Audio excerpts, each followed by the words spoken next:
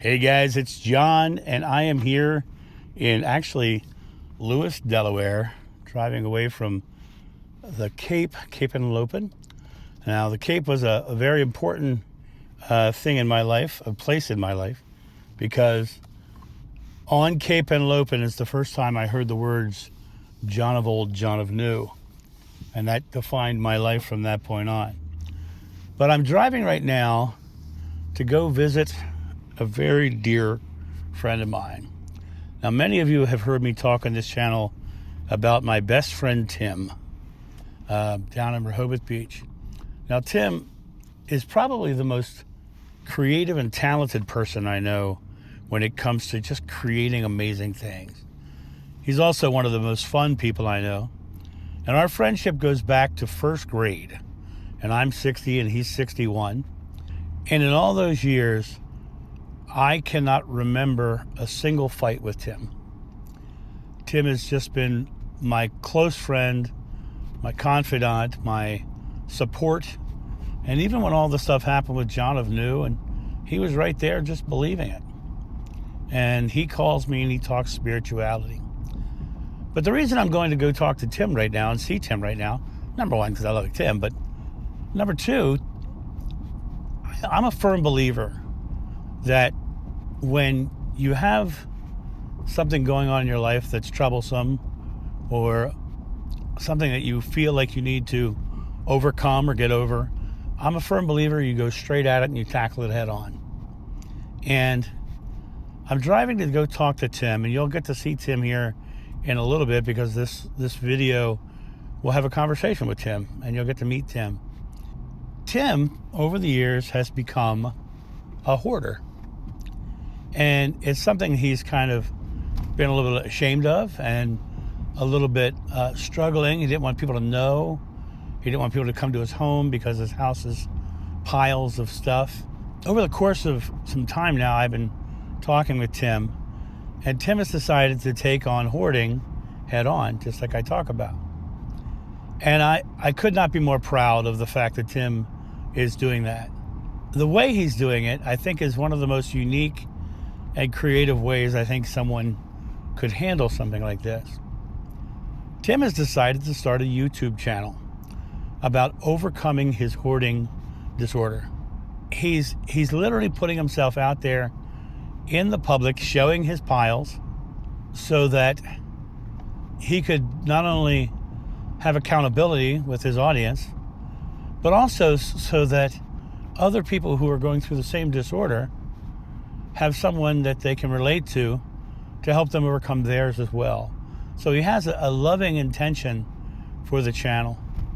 And I think this is one of the most bravest things anyone can do, is to take a disorder they have that they're ashamed of and are afraid or people are going to think down of or less of them for, and put it out there publicly to remain accountable.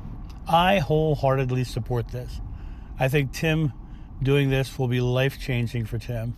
As he goes through his process, his YouTube channel it's already up. It's called Tim's Pile, and you can find it at the @ the Tim's Pile, at the Tim's Pile. You can find it, and you can see his first couple videos where he is figuring out how to be authentic on camera and how to share what's going on in his mind and talk about how he's going to change his life. One of the things I think is so great about this is, as I said earlier, Tim is extremely creative. And to not only tackle his disorder head on, but to do it through a creative use of video and being able to do creativity as part of the solution, I think that is beautiful and brilliant. And this video is not about me just talking about Tim. This video is about me introducing Tim. And I'm driving right now to go get to Tim, and we're going to set up a couple of cameras, and we're just going to have a conversation. And we're going to talk about his disorder and what his plans are for the channel and what he thinks got him to that point, and maybe some other ideas. And I think that in the end, we're going to be able to watch Tim overcome his hoarding disorder in real time. And I think that's just magnificent. So let's just jump right over to the interview, and let me introduce you to Tim. So Tim, I was just talking about our friendship and how we've known each other pretty much all our lives. The first 5 years we didn't know each other, but I think it's funny, interesting how we've known each other for so long. We don't remember ever meeting. Correct. And I don't remember ever having a fight with you. Never. Not one. Not once, no. Yeah. I think it's really interesting that also that, there have been times in our lives where we kind of went our different ways.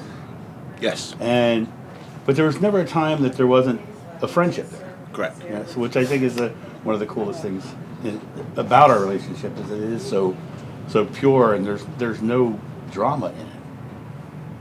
Yeah, Not at all. I love that. But over the years, you've had a whole bunch of things that have happened in your life, as have I, of course. But it led you to today, which I think you're doing one of the bravest things I think I've ever seen anybody do right now.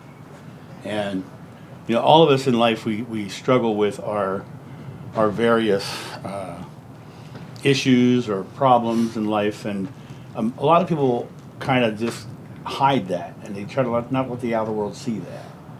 And over the course of many years, you've had some things that have led you to where you are today, and I don't want to take that away from you to talk about that. But you are tackling something straight on, and you're doing it very publicly, and which is going to cause accountability. Correct. So why don't you tell us about what it is you're doing with your YouTube channel, and what brought you to this moment? I moved into the house that I'm in now 12 years ago, I believe. Around 12 years ago. Beautiful house for my standards. Nice and clean. But right off the bat, there were issues. I had issues with my relationship. I had issues with work. And they weighed heavy on me. I used to stress constantly. And I was always a sloppy person. But I always attributed that to my artistic abilities. Mm-hmm. I always said, I remember reading somewhere, I don't remember where it was, I read that a sloppy person is a very artistic person. And let me tell you, I've known a lot of very creative people in my life. You are the most creative person I know. Oh, it's wonderful to know. I didn't know that. Yeah, It's great. Without a Thank doubt. you. But yeah, so I attributed that to that. But what was happening in my past when I was very young was that I had somebody to clean up after me, my mother. A good Greek mother. So I was a micro hoarder. I hoarded in my room. And when I realized that is when was she my wife at the time, girlfriend, whatever she was, Randy, the person in my life, said that to me. She mentioned that. She says, you realize you hoarded your whole life. And you got it from your father. Because my father, in a sense, is kind of a hoarder. And I understand where he comes from. To make it real quick, he grew up, born in 1938, beginning of the war, came to America when he was 16, had nothing. So he became this person who held on to things. Don't put that bent nail away. I can fix it and I can use it again. Right. And that's the nutshell of who he is. And she came into his life and she organized his hoarding. And I learned from that. Or maybe I just had the gene. I don't know if it was such a gene, hoarding gene, or whatever. But either way, that's who I was. So I learned. And college I did it, but I was younger. I was more active. And I can remember times when I would micro hoard, as I call it, in college, because you only had your room. Then all of a sudden I'd clean it up, and I felt so good. I would rearrange everything and I put it back together, and you know, and I had actually remember once in college I did a before and after photograph of the mess and then the cleanup. I don't have those pictures anymore. They'd be wonderful to show off, but and then I move into this house. We did it at the previous house Randy and I did when we were together. And I say we because we both attributed to that mess. Because she's not a hoarder, but she's a sloppy person. Or at least when she wants to be. I'm not saying it's something that, you know, but I'm not going to talk about her because that's her life. But I just started accumulating things. And what I would do, people eat sometimes to take care of the pain. People run. People do all these things to take care of whatever angst they have. I bought things. Oh, yeah. I can see that. I can see that. You as in our childhood, in our formative years, you were always the guy who always had the latest and greatest of everything. That Everything went on into my later life, but too extreme. So what did I do? I accumulated stuff. And I saved the boxes. Because I might send it back. Or I might sell it. Never sold anything. Always held on to everything. And then the boxes got bigger. And then I came into money. At the worst time. When I was really hurting bad. Spent all of it. Didn't save it. Didn't put it to good use. Just spent it on things.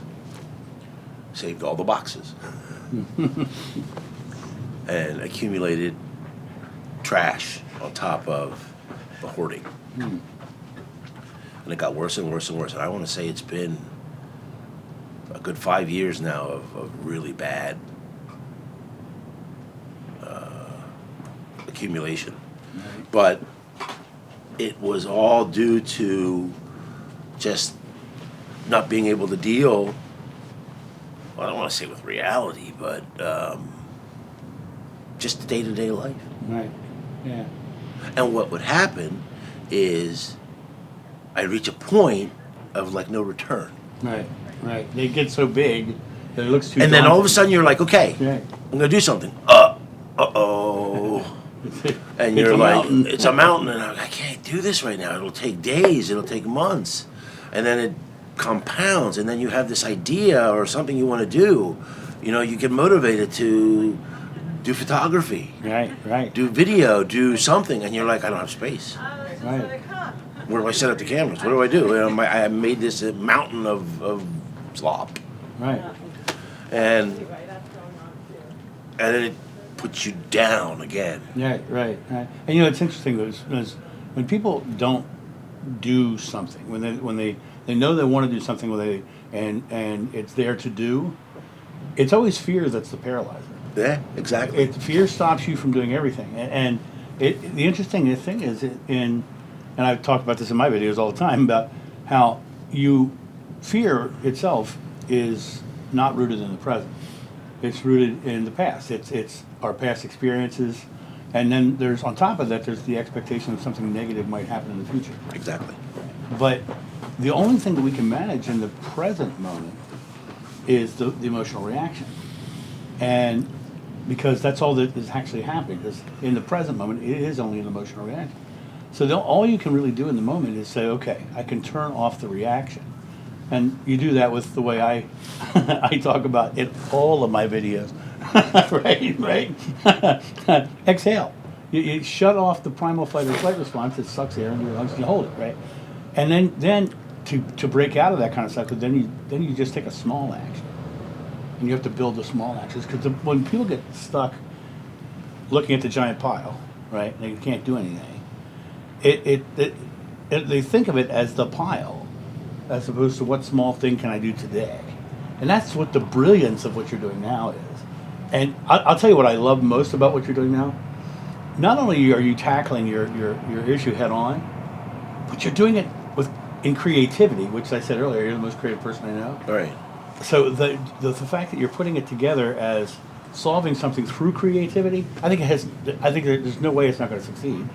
right? Because it's doing what you love anyway, being creative. Right. And it's also, you know, doing straight at, and like I said, I watched the video of yours just yesterday. And I love how the fact that you're just being authentic to camera, you're just being you, talking about the good, the bad, and the ugly of the situation. And I think that when you, I think it's going to go. So why don't you tell them about what you're doing with the YouTube? So, I realized at some point, very recently, that something has to be done. And it came to me. It just came to me. It literally just, I was sitting there and I was like, I know what I'm going to do. I'm going to use the world, if the world so chooses to watch, as my shrink.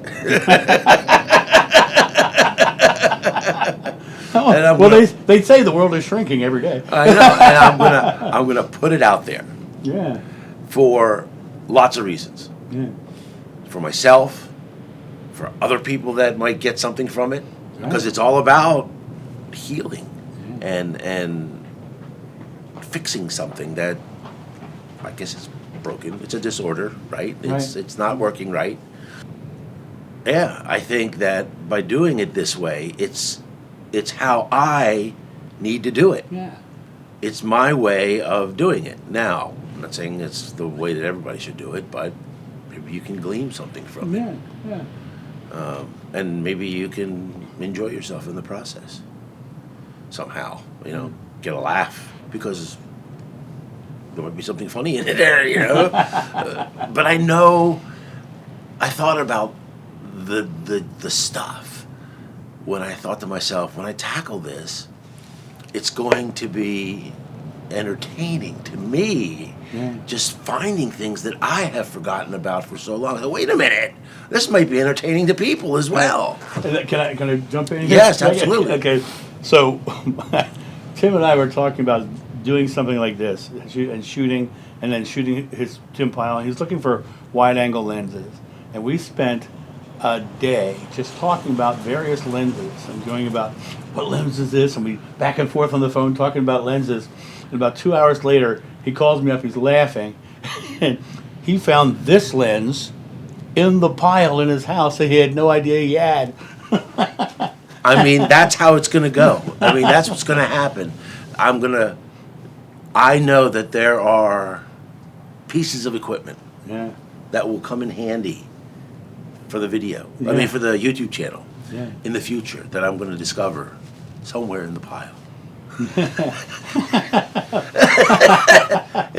So it's going to evolve. And I, like I said, being the most creative person I know, you used to make the coolest stuff, and I know you're into lightsaber stuff. And all that stuff. Right. I can't imagine the things you're going to find in these piles. It's going to be, maybe it was more. There is stuff in the pile that does go back 10 years. There are boxes of stuff that go back 10 years where we accumulated stuff. So we'll see. Yeah, and for everything you find in that pile, there's going to be a cool story. Absolutely. And every one of those cool stories is going to be able to give everybody a laugh or say, "Whoa, what? That was in the pile, right? What the hell's that?" And I just think it's going to be. I personally, I love the fact that you're tackling the disorder head on, Right. but you're doing it in a way that is like I said, creative, but also think of all of the history that's going to come out and all the fun memories you're going to have in the process of eviscerating this pile, right, and cleaning it out. It's going to be an ongoing process. It's not going to happen overnight. Yeah, and then long term, you'll be doing that, and I'm still doing John Amu, of course, forever, but we plan on eventually working together on something bigger. Absolutely, yes. And that'll be using a lot of our creativity and doing stuff as well. But I think that I'm excited, so excited about just the way you're tackling it. Just to me, it's inspiring. Do you think that you could inspire others? I hope so. Yeah. I hope it will. Yeah. I mean, that was one of the purposes of it, for inspiration, to see what people get from it. What you never know. You never know what other people are gonna. Yeah, I was watching one of your videos, and it was about procrastination. And, I'm the king of that. And what was so interesting was in that video, you were talking to other people. It says people who hoard know what I'm talking about, and to me, that was very powerful because you're right. Only a hoarder could understand what you're going through, right? And so, to literally talk to them directly and say, look, I get it. I'm the same as you. I'm having the same issues, the same problems, and here I am doing something about it, and let's do it together. Mm-hmm. You know, that to me is just number one, beautiful, but also it's brave. It's a very brave thing to do it all publicly, and because I know that you were not real pleased, and you didn't like the idea of letting people come into your home. I never let anybody come into my home. Right. Yeah. Anybody. And now I switched. I was like a 180 degree. Wow. Now the world is going to. Now the world's going to know everything. and they're going to watch you, and they're going to cheer you on, and it's going to be, and they're going to laugh because if I know anything about you, you're going to be laughing and being funny all the time. I think so. Yes. I mean, all of those years we've been friends, some of my best laughing moments were with you, crying, not being able to control the laughter, just like. And the little catchphrases that come out, from all of our years together. You find the spot? Yeah, I found a spot. There's gonna be a lot of spots in the pile. Yeah, a lot of spots. So I guess with all of this, are you excited? I'm very excited. In fact, I said to myself when I start this, because at first I was a little. Not reluctant. I was wondering where the creative juices were going to come from because I said, well, is this going to work? I didn't have doubts. I was just like, there were moments, and I think I told you that there were moments of just like I was a little stagnant. And you were like, just do it. Yeah. It'll come to you. And then the floodgates have opened, so to speak. And last night, before I was getting ready for this, I couldn't sleep because my mind was just racing with like all these ideas and thinking of what. You should start a notepad. I do. Well, I have the phone. I talk to the phone now. But okay, next video is going to be this, or maybe I'll do that, or I'm waiting for a contraption to make attacking the pile with video easier. So when that shows up, then I'll be able to actually physically, 2 hands, not holding anything. Right. And I think I mentioned that in the video, actually. I'll be able to get up out of this chair, I said, where I'm taking video now and going into the pile. Yeah. I did say that. That was my staging video. Oh, right. Where I'm going to go and stage in the front room and get everything ready and then move everything that way. And because I definitely need some sort of space where I can.